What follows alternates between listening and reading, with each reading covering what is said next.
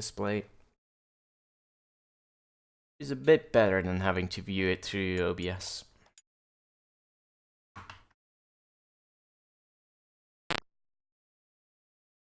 Scratchy scratch.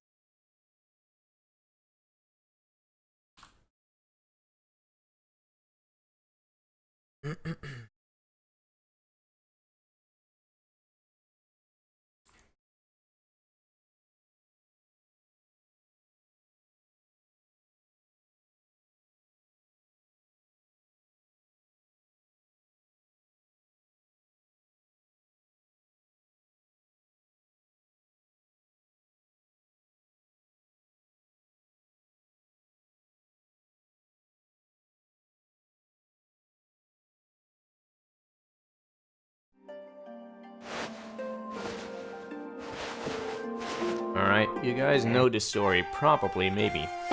I don't know how much you even watched the stream, the initial one.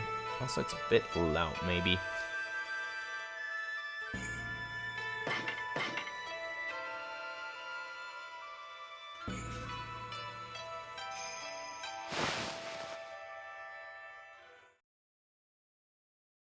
So we're gonna start a new game plus, which marks, I think, my 10th or so games playthrough, blah, blah, blah, game stuff. Right, so let's get set up. Right, still have all my tools. We're gonna gear up main and the sub. And we're gonna... I can't power any of these up, so that's bad. Can I level up something that I don't need? Maybe the pouch, yeah. Okay. Wait, actually, I don't even have to do this part, I think. Wait, do I? No, I don't have my brush powers, do I? Hold on, need to reacquaint myself with the controls. The map. It's camera switch. Alright, good. Yes, I know this is a save point. Thank you, Asun, for explaining this basic part of games to me, player. And pots hold monies. I know that much as well. Wall jumps are also a thing in this video game. You might have seen it in other video games of the oldie time. But we're not here for that. Do your brush thing. Thank you. Alright.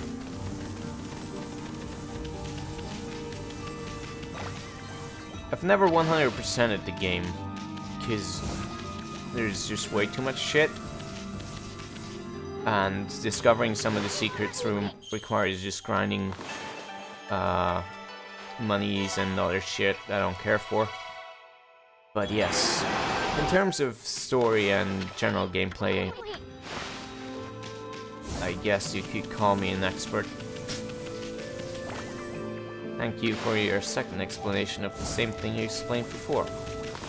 Now we're gonna do a brush thing here. Paint the stars.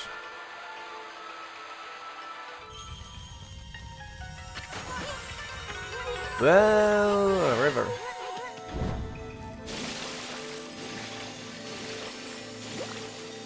Wherever did that come from? Could it be that this wolf with astral markings could actually be a god? Unthinkable. Alright, let's get our stomach. Wait, we already have that. Never mind.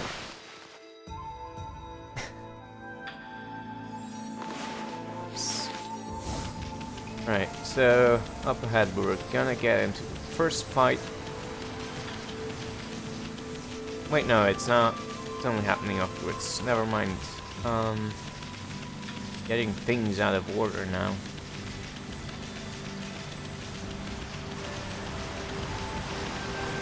Gonna get into the first fight after we do learn the first brush technique, I guess.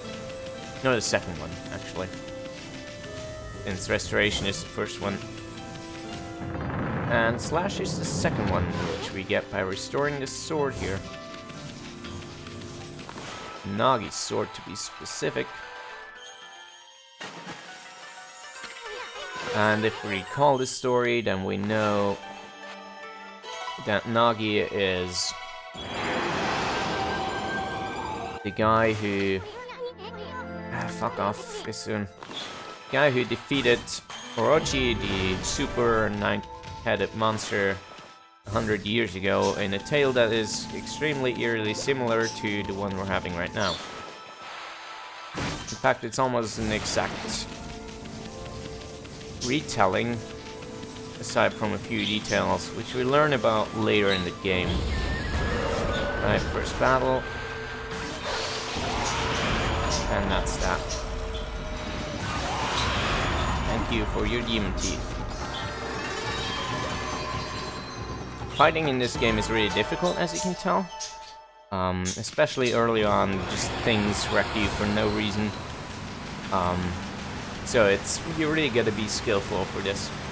It's all 100% skill, and not at all because, like, I'm using weapons from a previous save. That's not the case at all. It's just me being extremely skillful. Ah, fuck it. Whatever, man. Brush detection doesn't work again. Oh well. Missed some demon teeth, no big deal.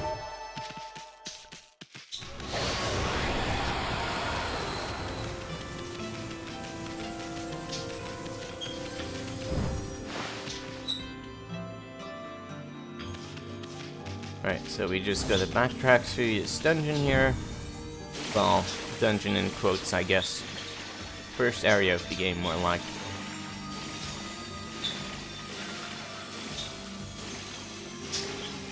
I'm really not sure why they thought it would be necessary to have the arrow. I guess playtesting revealed that players get confused about what they're supposed to be doing.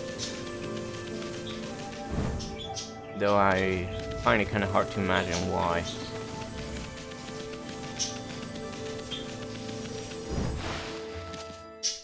Right. Now that we have the second brush technique, we can use slash on this fruit here, if it lets me actually slash, which is going to restore the village, almost, kind of. It restores the village in the sense that it frees it from the immediate curse, but unfortunately the same can't be said for the villagers, which are still turned into stone, so we're gonna have to walk around a bit and ask a bunch of, like, look at a bunch of statues, and Isuna's gonna give us a stupid speech about him being confused about the statues, and that's all fine and good. Alright, hello lady, let me look at you. Wow, it's almost like the villagers are these statues. Who could have thunk it? Now we're gonna go on top of the hill to check things out, see what's up.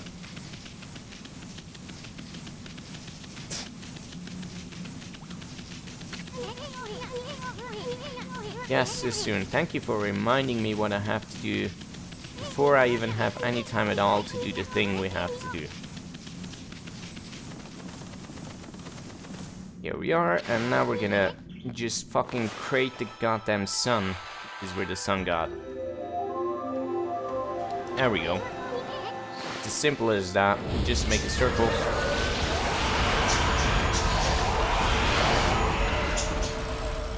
God damn it. This game sometimes is really annoying in the sense that it doesn't recognize your fucking brushstrokes. God damn it. Alright, never mind.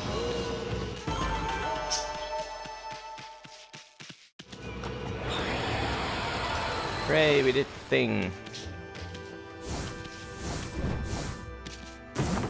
Oh.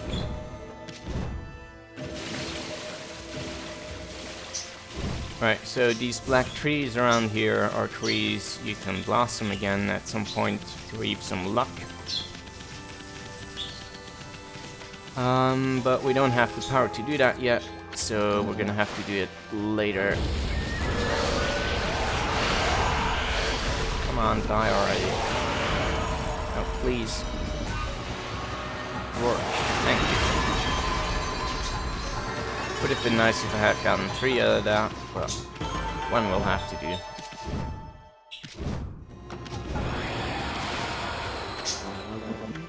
Oh my god, 8 seconds.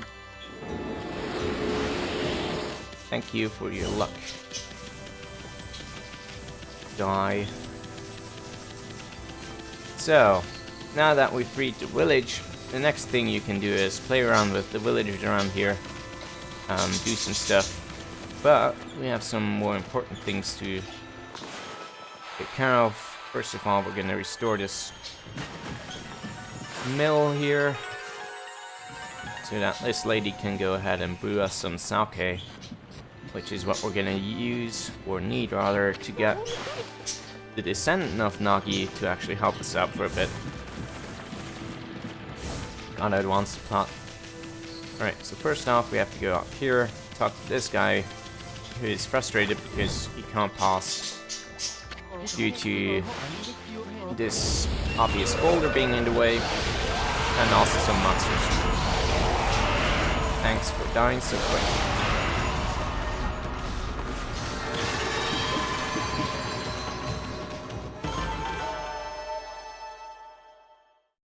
I guess Karen didn't want to watch this either, so he left.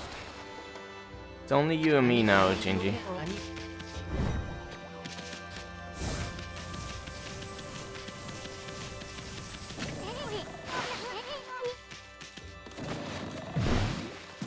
You are the only loyal person in this fucking chat room.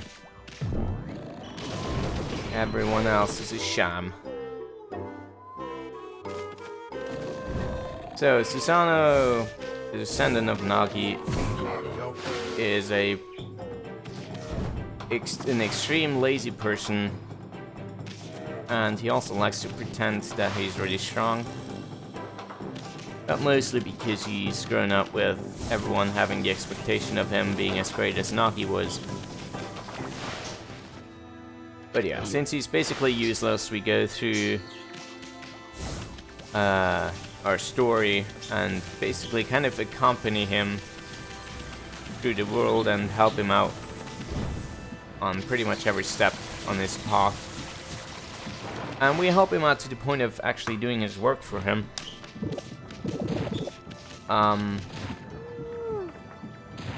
Thanks, lady. Let me explain for a bit. So, yeah, we basically do all the work, all the swords play for him. But after a while, he basically realizes that the gods are just playing with him. So, yeah, he's not too happy about that. And the reason for that is revealed later. I don't want to spoil it. I guess I'm gonna spoil it, whatever. I've already seen this. So, the curse that was released upon this land and set free Orochi, the 9-headed monster, was released by Susanoo because he was sick of people telling him to live up to his legacy, I guess. And so he didn't believe in the tales of old, and he removed the sword that basically sealed Orochi in his place, which caused the events that we see here, or at least part of them. So here we're helping him out for the first time. Basically just have to cut things for him so that he thinks he can actually cut a rock, even though he really cannot. But yes. He's also the one who placed the boulder that blocked everyone into the village in the first place. Because he didn't want anyone to notice what he'd done. And us following him throughout the lands and basically helping him out every time even though he knows he's not capable of doing the deeds that he seems to be performing, later makes him realize that the gods are just playing with him, and that makes him really mad, and that leads to a confrontation later down the road. So here we come to the first cursed zone in the game, and cursed zones have one of the most beautiful background music tracks in the entire game. So I hope you enjoy this. I'm gonna shut up for a bit.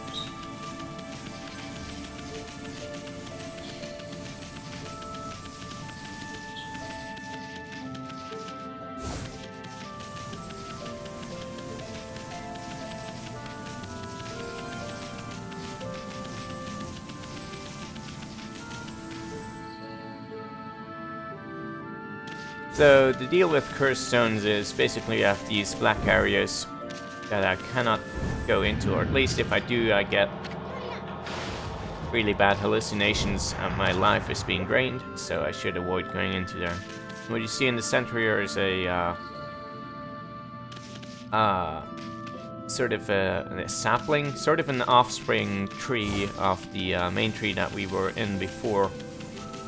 And we have to make it bloom again to free the cursed zone and make it possible again. So we're gonna have to find the next brush technique which allows us to blossom flowers.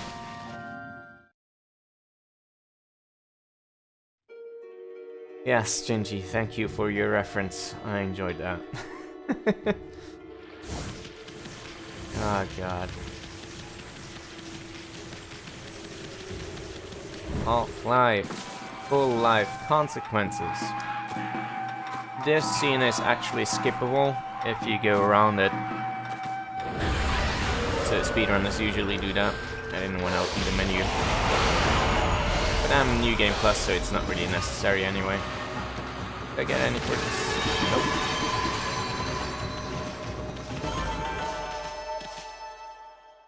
As you can see, fights are really difficult.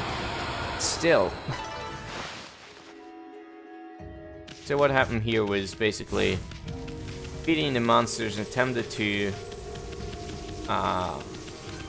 restore the spring, but since it's in a cursed zone, it reverted back to cursed again. We're gonna have to find a way to free this, and we're gonna discover a new guardian sapling. That's the name, right? Guardian saplings. Deeper within here. We're also going to see Susano again, who rushed straight in here with the intention of hiding from everyone again. But he can't get through the boulder here, so we're going to have to help him out again. After defeating these assholes here. Don't go underground. Oh, fuck.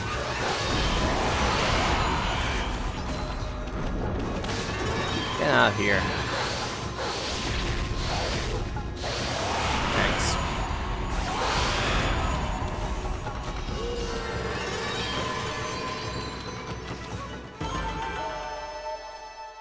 But yes, the tale of Susano and Orochi and all that, which is basically very, as I said before, very similar to the ancient tale of legends that happened 100 years ago, is the first chapter of the game.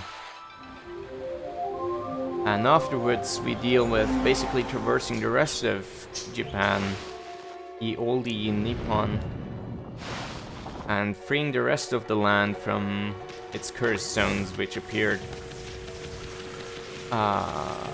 another time. So another part of the story of this game is that not only do we have Orochi as one of the main evil guys, we also have different creatures that roam the lands and have been causing trouble all over. And they all originated from an arch that crashed into the lands a long time ago.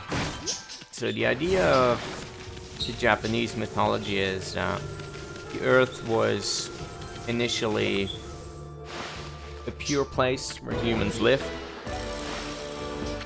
and then at some point an arch that was filled, an ark I don't know how to pronounce it, a ship that was filled with monsters crashed down to the earth, which released all the bad spirits and, well, monsters upon the earth.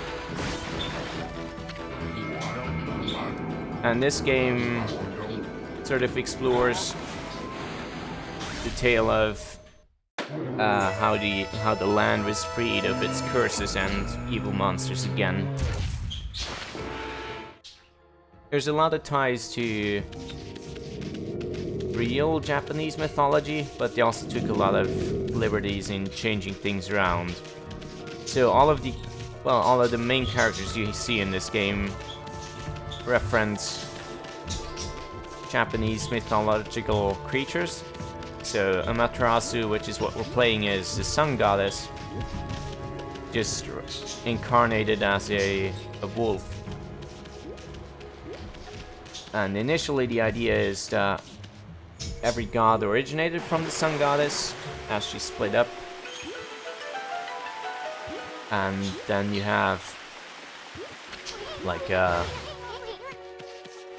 sort of evil gods like Yama, god of darkness and all that crap. And Susanoo himself is actually also a god. I think god of warriors or something. I'm really not too straight anymore on this.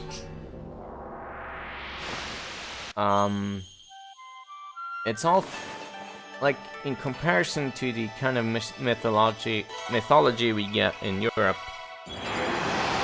Back when I read up on it, like 6 years ago, it was all quite interesting, much more so than European mythology. But that's probably mostly in part to me already being very familiar with all that kind of stuff, and Japanese mythology being sort of a breath of fresh air for me, since it was rather different from the things I was used to, mostly Christian mythology.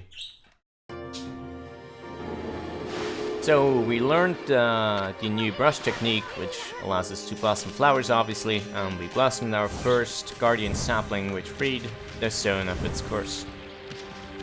With each sapling that you blossom, you also give some of the power back to the original tree back in the village.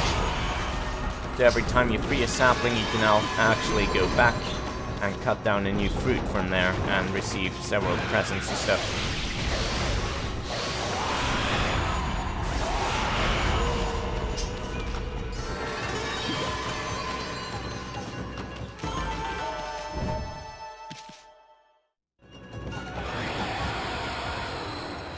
Another Japanese mythological thing that is part of this game is their belief that there is a tribe of people on the moon.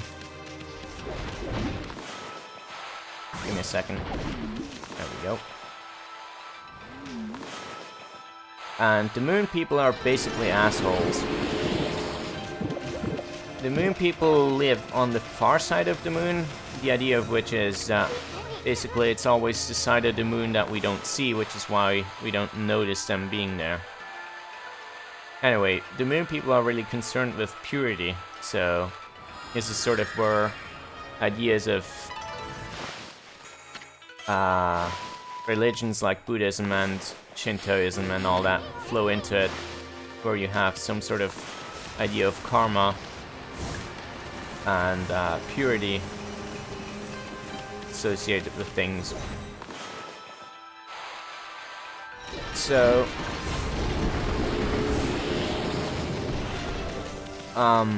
where was I going with this? Right.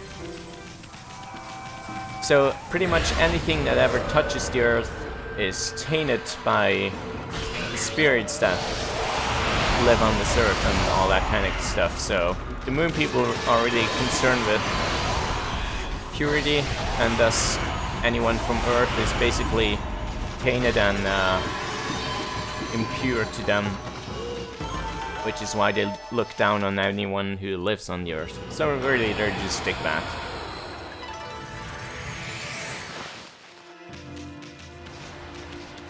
They also have stuff like rabbits being sort of messengers from the Moon Tribe or something. Because apparently in Japan, if you look up at the moon, you can see a rabbit shape in the moon's craters and stuff. You also see some of the moon people in this game,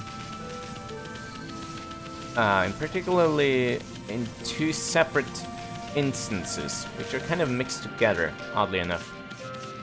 I'm not sure if you were here for the movie The Tale of Princess Kaguya.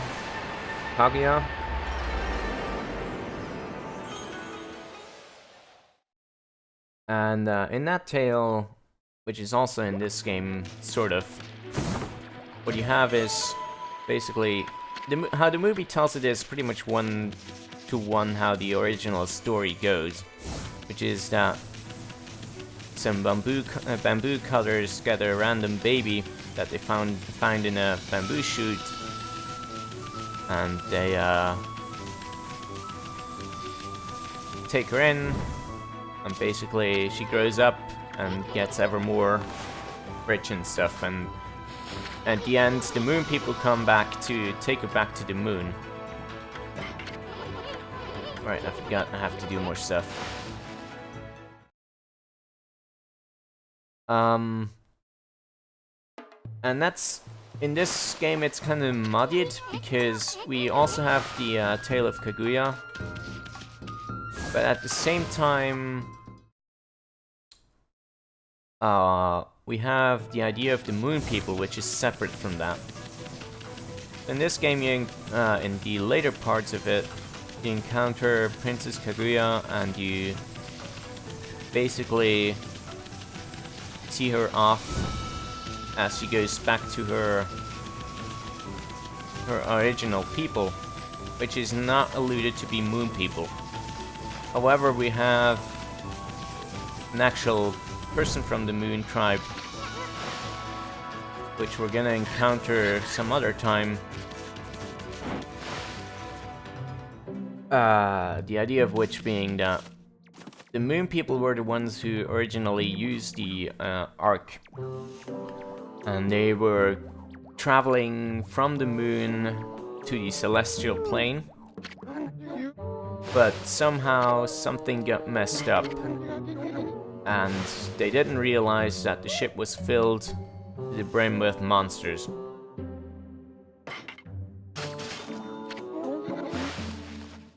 And pretty much every single Moon Tribe person got killed off in the ship except for one of them. Which is very different from what I know of the other kinds of tales and mythology that is in the original Japanese stuff. So I don't know how to do this thing. You just have to... Wait, hold on, what? Press the R2, okay. Alright, I got it, yeah. Thanks, yes, I got it. R2 doesn't really do anything, though. Maybe the button is broken, I don't know. Pressing R2, nothing's happening. Anyway, I'm really retelling all this stuff very incoherently, but mostly because I don't remember it in any kind of coherent fashion. Which is unfortunate. Yes. Alright, so we're gonna check this out. What else is there? Yes, the Japanese mythology for spirits and all that kind of stuff is really interesting and nicely developed. There's a lot of different kinds of stuff that you can explore there, so it's worth reading into it. This kind of mythological stuff is also one of the primary reasons why I'm interested in Toho, since it explores these concepts quite a bit, and a lot of the characters and settings and stuff are heavily inspired for mimicking Japanese mythology. So I get a lot of information of that kind of stuff through it.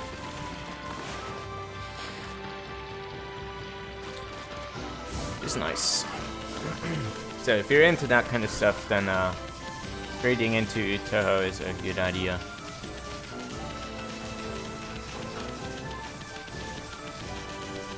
So, in terms of what's going on in the game, what I'm doing here is I'm just ticking off all these things I have to see on the map. One of which is talking to this guy here, which is gonna give us, eventually gonna give us a scripture with sort of names of certain beasts on it, which you can find in random encounters. And if you defeat them, all of them on the list, you get a special kind of reward for it. I never do these things because I'm too lazy to find all of them.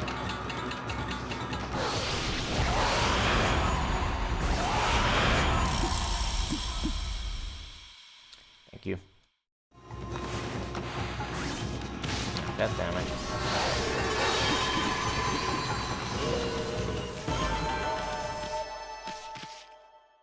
Alright, so the other thing we checked up out there was one of the passages that is currently impossible, which is gonna lead us to the next area. I don't know which one. Alright, okay, fine. There we go. Yeah. The water passageway up there is leading to the next area of the game, which we currently cannot go through because Materasu cannot swim for a very long time. So what we're gonna have to do to get through there is find the next celestial brush technique, which allows us to make flower petals on the water, which we can then use to pass through. What we're looking at here is the Moon Cave, which is the original setting where Orochi was released from and sealed from. So it's basically his Munsell lair. What we're gonna have to look at here is this barrier up here, which does not allow us to pass, which won't allow us to pass for a very long time. So it's gonna be quite a bit before we get back here.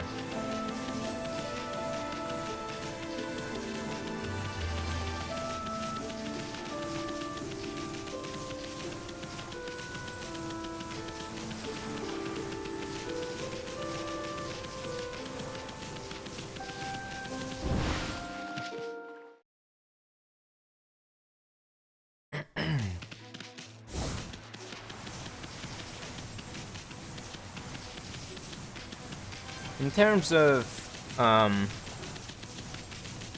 does it? I don't know, there seem to be plenty enough things around. Remember, this is a PlayStation 2 game originally. It was then ported to the Wii and later remastered as HD for the PlayStation. Triple. So really, for the amount of... Hit it already, god damn it.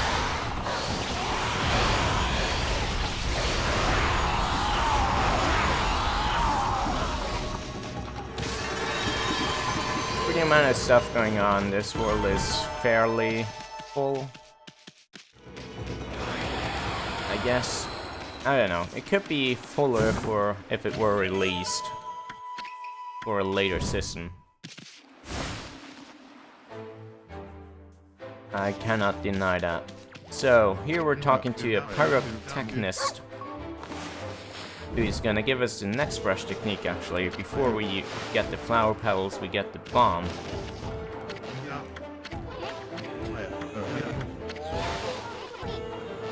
So we're gonna have to draw him a bomb here. Like that. There is a sequel for the DS.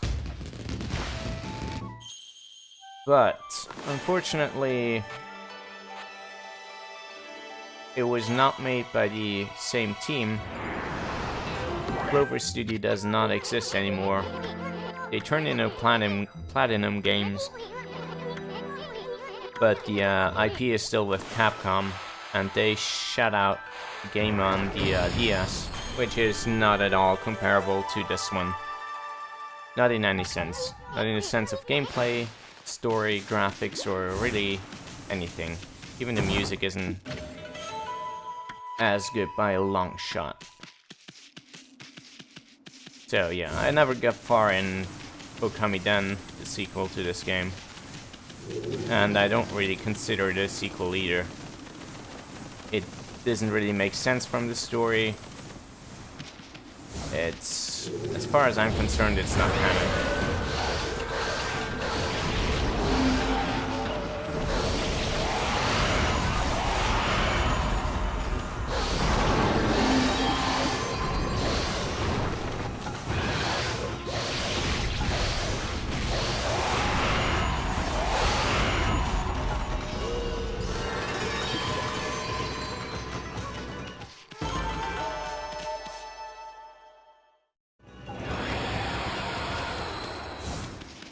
I think I skipped the cutscene, actually. You're supposed to try out the new brush technique at the thing. The hole in the wall. That I appear to have skipped. It's fine by me.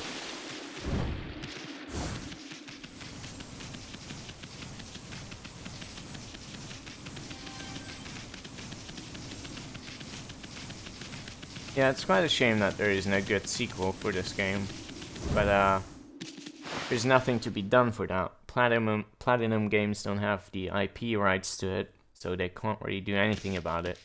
I don't think Capcom is willing to just give it up, so... Yes, alright, so next we have to bloom all the trees in this village.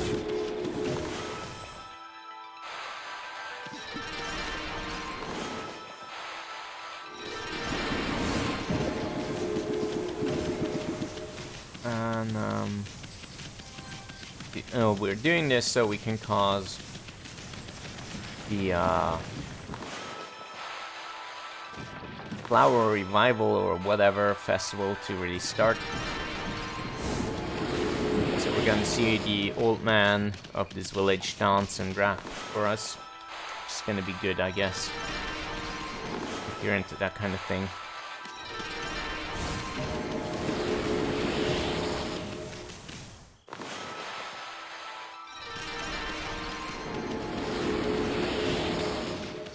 Up chickens.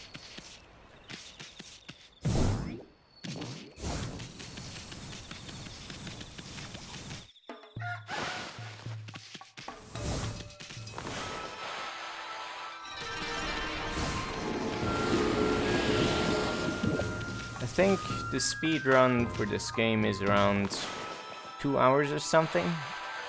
The 90%, of course.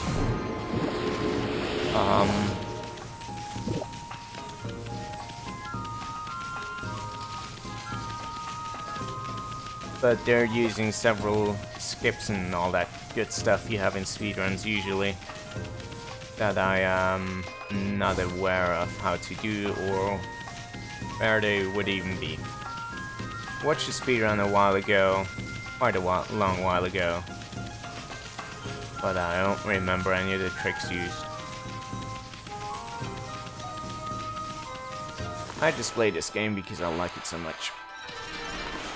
The movement is really fluid, the music is first class, graphics are amazing, and all that good stuff.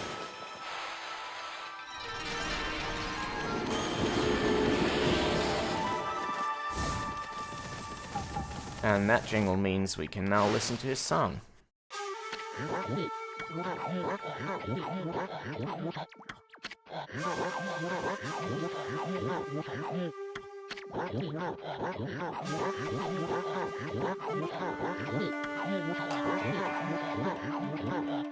Yeah, Konohana Shuffle, alright.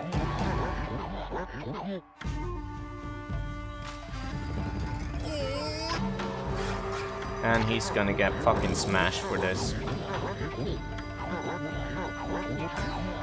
Yes, he's gonna gingerly sip this sake. Very gingerly, just a small sip. Like this, just a small sip. Mmm.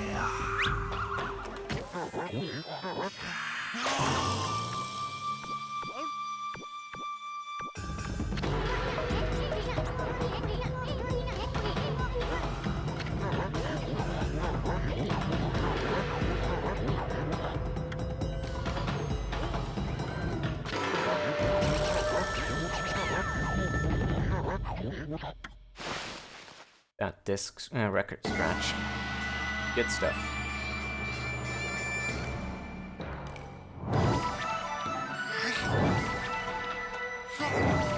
Right, so we're gonna have to help him out again as per usual.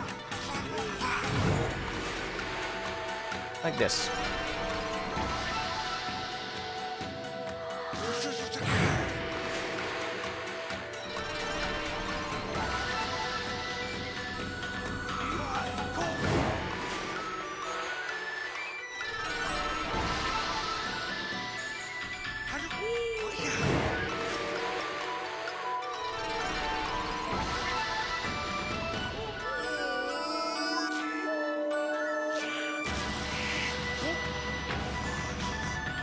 Sweet move, Scrammed.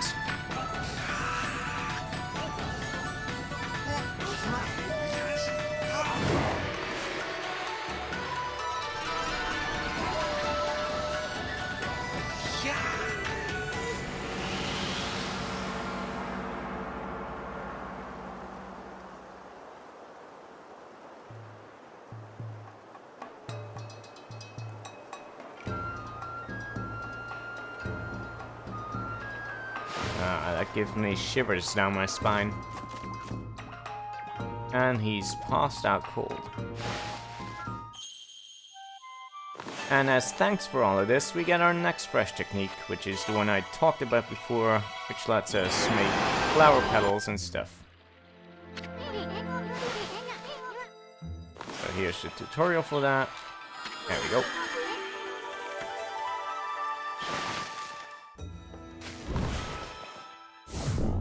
Whoops. Not quite like that, so. Well, like that. There we go.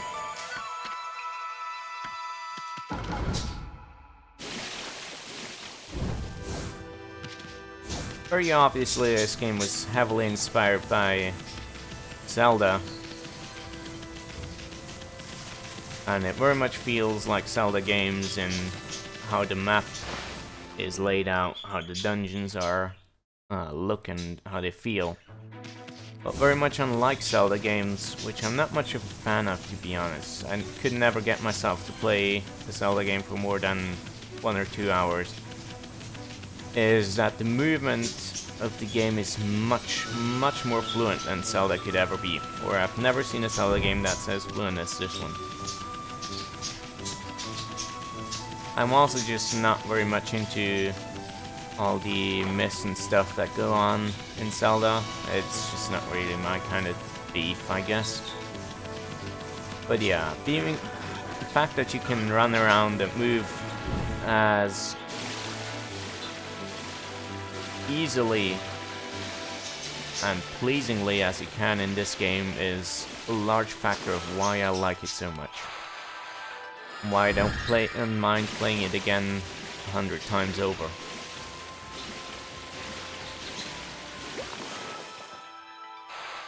So as mentioned before, we're making our way into the next area, and this is basically just here to ensure that we have all the brush techniques so far.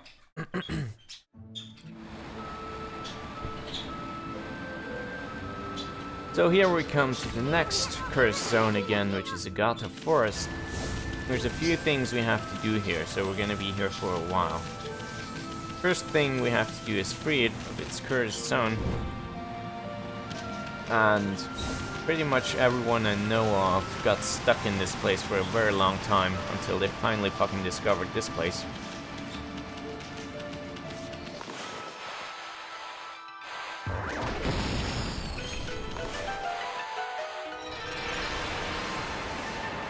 So here we, after we blossom this one, we get our first new weapon type.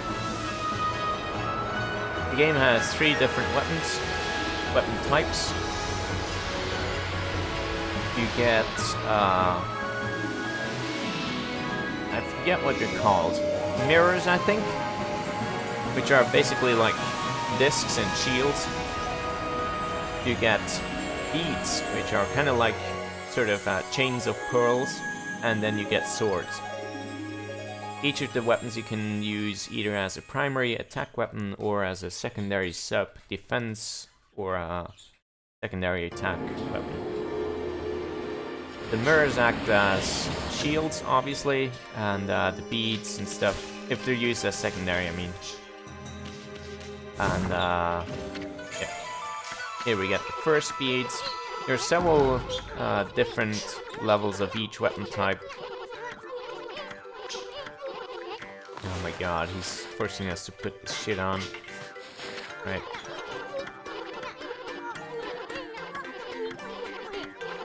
Yes, I know. Thank you. Let me get this back on. Oops. So, I have the second best speed weapon and the third best shield. I don't know why I didn't get the second best shield on my last playthrough. But yes, all the weapons are different to handle in both attack and, well, primary and secondary. I personally prefer the beads for attack because they have quite a long range and they can get extremely high combo rates, which I appreciate a lot. Swords I really cannot get used to. They're charge weapons and I'm not good with that kind of gameplay. So, after exiting here, we're gonna encounter the man from the moon, which is portrayed as an annoying Frenchman. He can play the flute. He also likes to show off.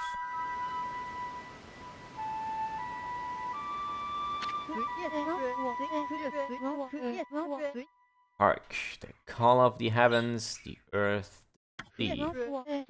They summon me forth to defeat evil. Waka, the god's gift to man is here. Bonjour.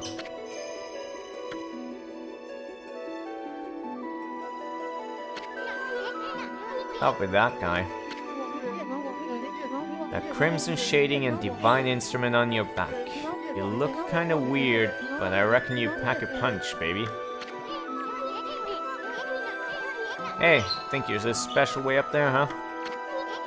Get down here and talk face to... Wait, did he say crimson shading? Can you see Ami's true form? Oh my god. So yes, most people just see Amaterasu as just a white wolf without her markings and all that. Only beings that are associated with the divine can actually see her true form. So he's gonna fight us here. Hopefully it's gonna be over soon. There we go.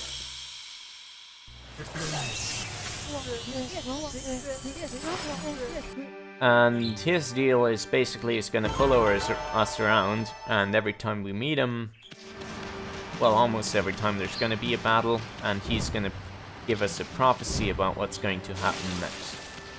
We don't really know that he is part of the Moon Tribe until the very end of the game.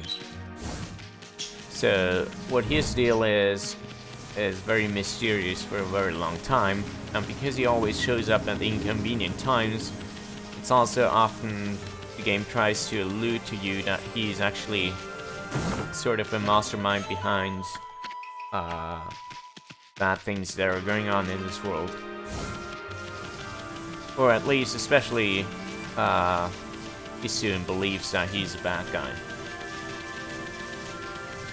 So up here we have our first real dungeon, the Agata Forest ruins, but we need a key for it. Also, hello, Susanna. Being useless as always. Good to hear. In order to get the key, We have to talk to a young boy who lost his dog. And hopefully I'm gonna find him soon. He's over there. Alright. Up, boy.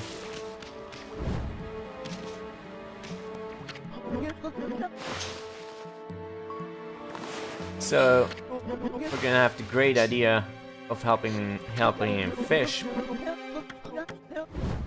And we can do this.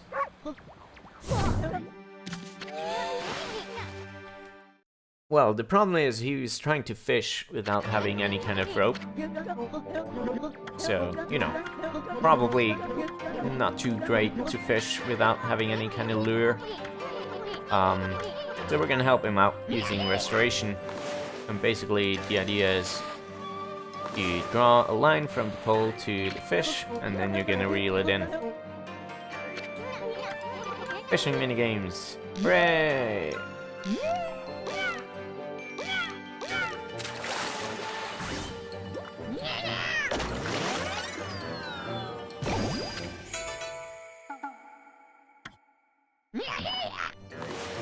Regarding the brush techniques and their complexity, there's 12 brush techniques that you have to get. Some of them also have upgrades, which make them stronger or add different forms of the same thing.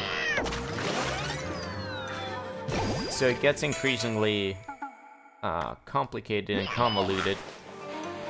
And I'm really glad that they're not any more complicated than they are, because otherwise, well, as it is already, it's bad enough. Since sometimes the game gets confused, does the wrong thing, or doesn't recognize your strokes at all. Which is quite frustrating, especially when you're trying to get some sick combos in. But yeah, there's a lot of different techniques that you're gonna learn over the course of time. God damn it, man. Give me that thing. So, the fish choked up the key to the dungeon,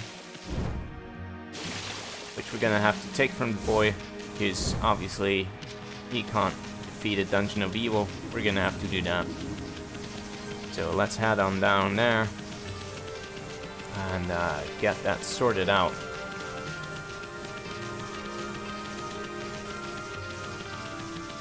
But yes, all the fights in the beginning of the game are extremely easy right now, because I have such high level weapons.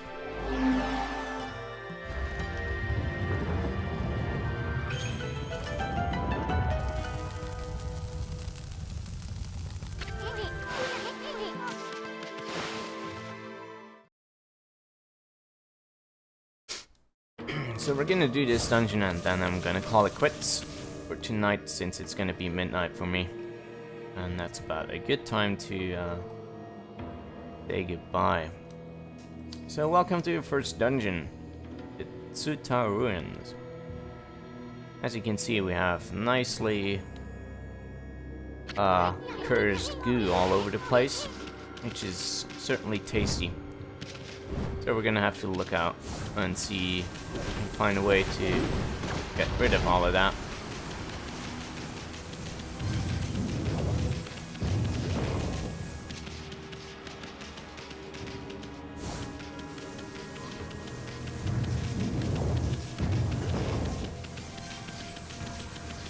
Alright.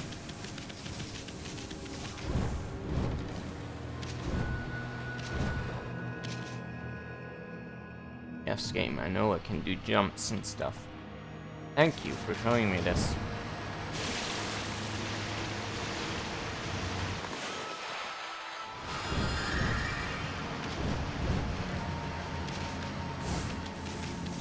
So yeah, even if you play the game knowing exactly what to do, where to go, what to do next, it still takes you quite a few hours to get it through all of it. So this guy's deal is that we have to beat him a bunch and then blossom him to open his core. which we then have to beat some more. Down.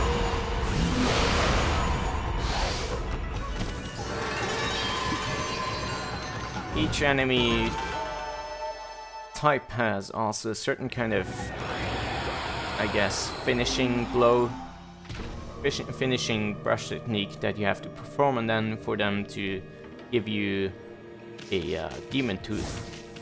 Demon teeth are valuable as exchange. You can trade them in for special kinds of items from special dealers.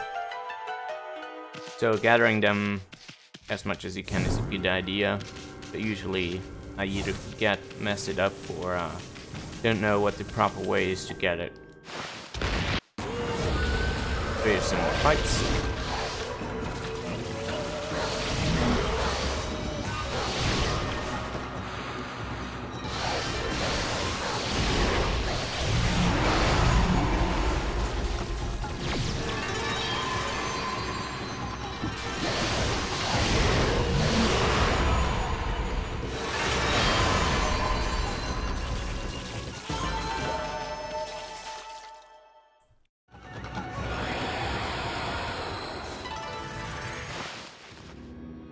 So we get a tree trunk here, and it has some mushrooms on it, so obviously we want to have some sunlight so that the mushrooms grow extremely quickly, obviously. There we go. Of course, that's what's gonna happen.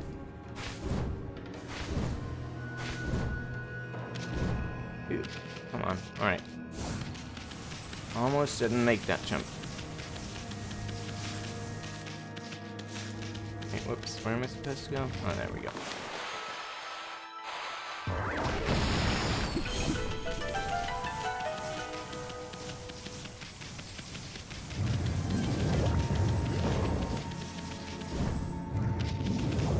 We're now rather high up in the dungeon. And we're gonna spend our time here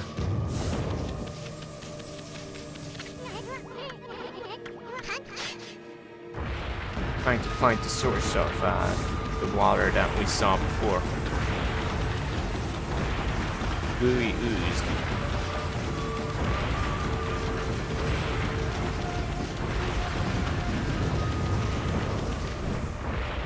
We have to go down in order to go up.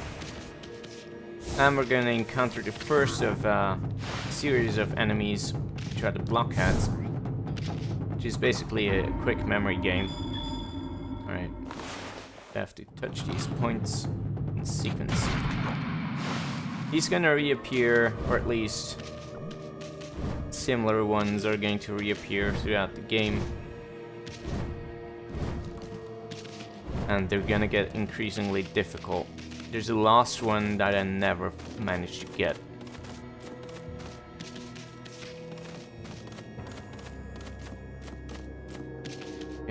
I think it has like 10 or 12 points that you have to remember and get in fuck! Rapid succession. God damn it. Do this every fucking time I fall down here.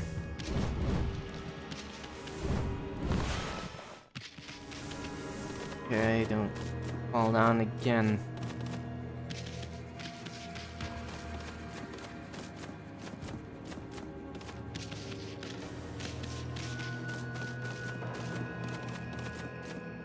Far so good, almost made it.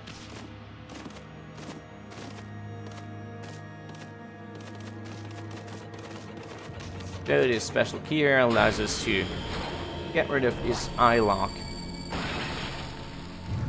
Creepy shit. One of the things I wanted to mention about generally Japanese mythology is in comparison to Christian mythology, it all feels much more creative, much more fun than Western mythology kind of stuff, or at least Christian mythology. There's loads of really quirky and weird shit going on in all the kinds of monsters and stuff you see, which makes it fun and interesting. Christian mythology, by comparison, always feels kind of way too serious, I guess. So that would probably also be insulting to Japanese people, since they probably took it rather serious at the time. Down here, you piece of shit.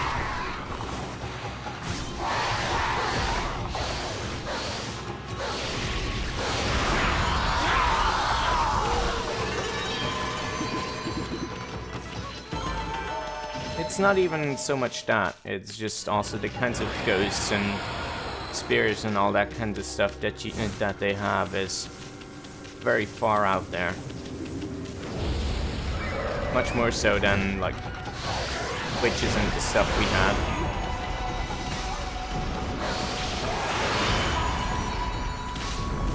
Get up here.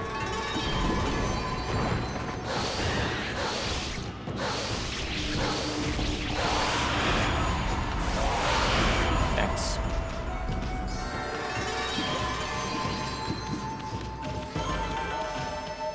It's also more interesting in the sense of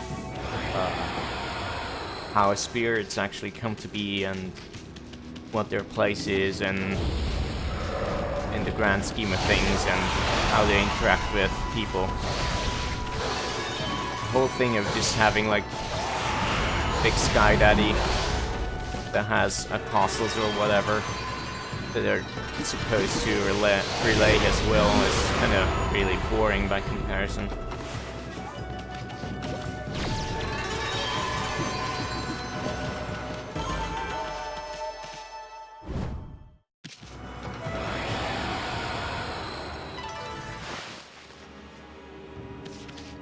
More mushrooms.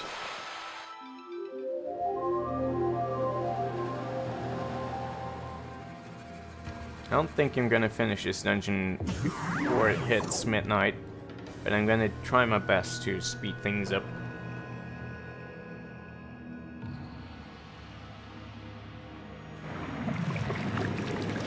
We had some fun stuff, but even back in the times with Greek mythology, it was still very much less quirky than all the Japanese stuff.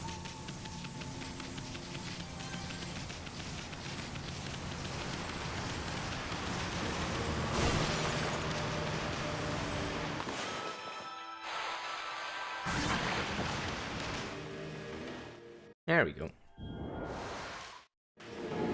Like in Japanese mythology, you have a spirit who lives in the cracks between walls and just stares at you. It's a woman who apparently got squashed or something, and she just lives in the gap between walls and looks at you weird. That's it. It's great.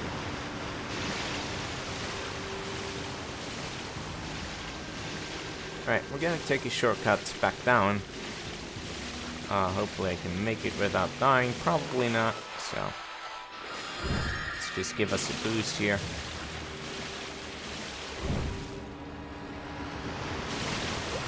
And we're gonna head inside and get us the next brush technique real soon. If I don't die here. Which I didn't. Great. Good stuff. Right, so we have some more cursed stuff, which we have to get rid of by swimming around a bunch.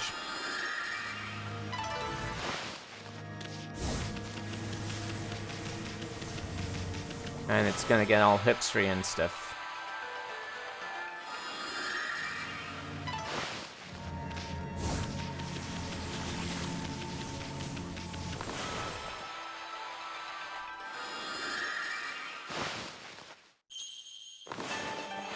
And here's our next guy. Fuck off, game. Gonna be cheeky with me now.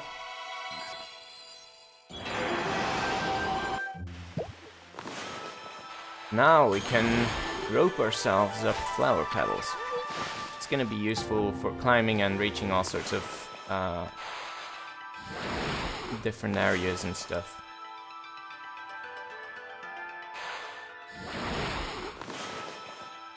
You can do this fairly quickly. You know where to go, where to look and all that. But doing so also uses up a lot of ink. So you have to be mindful of that. Where do I have to go? Up high, but... oh, there we go. There it is.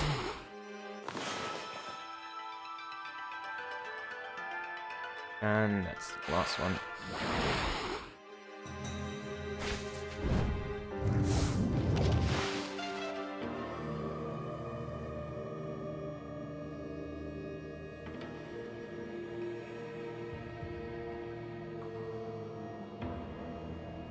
Bears are related to humans, nice.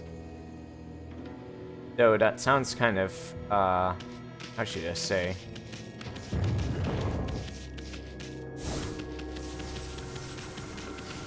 Sounds a bit like whoever thought that up thought a bit too much of themselves. Because really, bears are fucking massive monsters. Bears are gonna fuck you up. Even if you do have a weapon to defend yourself with. Come on, where's the next thing? Fucking, where do I have to look? There's one. Okay. You can also use the wines to attach stuff to other stuff, if you're permitted so by the game. And we're actually going to use that to defeat the boss here. If I can get the thing. Damn it. It's a bit finicky, but deciding when to actually let you draw the thing. Camera, please. And maybe. Damn it. Come on, camera. There we go.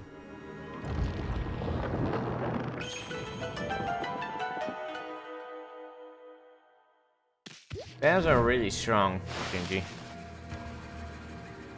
Scarily so. So here we get to smash a bunch of pots. So let's do this. How many can I get in one stroke? That's the question.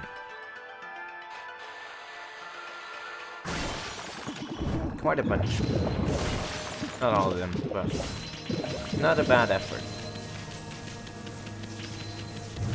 Right, time to do a boss.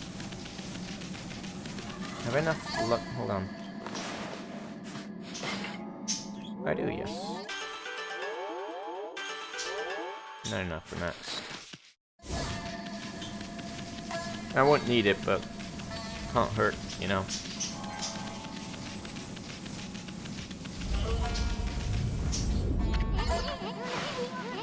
Yes, we're really gonna go in here. I hope you don't have arachnophobia. Yes, this is a quick save gate. Thank you. You don't need to tell me again. Fucking...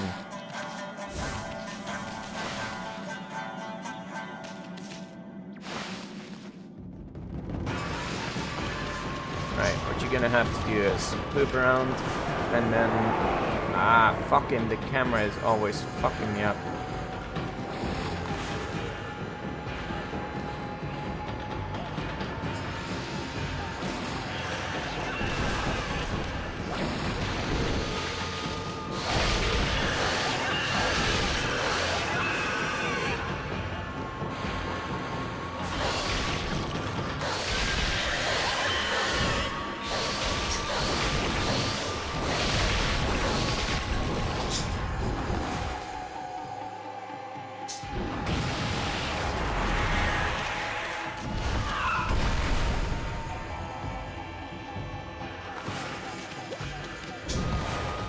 Okay, now I'm allowed to flowers again, maybe.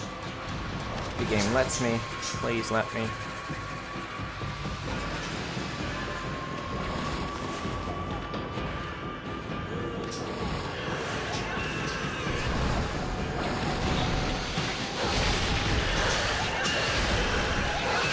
And that's the first boss.